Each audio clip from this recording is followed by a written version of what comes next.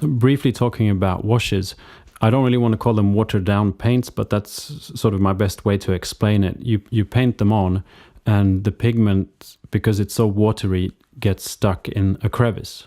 So it's a great way to enhance detail, because you paint on this wash and everything that's a crevice is going to get darker, so that everything that's not a crevice is going to stick out. But all washes really affect the layer on top. Like if you have a white and you paint it with the red wash, then everything's going to get red. It's not just going to stick in the crevice. It'll be like pink on top and then dark red in the crevice. I love washes on some things, and sometimes I don't really like to use them. So for instance, on metal, they're awesome.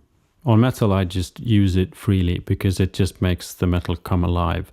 In other instances, I use them sparsely. Like on these red dresses on my Stormcast Eternals, I found that if I painted it all over, for one thing, it brings out my brush strokes, because I'm not really great at painting but without leaving brush strokes.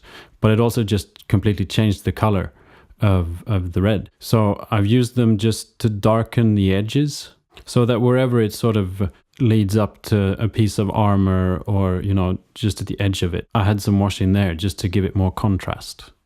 Same as with these night haunts, I used a lot of a blue wash on the ghostly, spooky smoke thing, and same on sort of the chains and the weapons, but I hardly used anything on the cloth on his head. Also try diluting the wash. Sometimes it's just too dark, and you can also use a wash just to change the color. Like the rust on this guy's blade is a wash, and it doesn't make it darker, it actually makes it brown.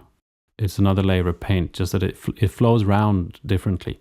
So fiddle around with it and see where you can use it and how much. That's why sort of test painting miniatures is a really good idea before you start.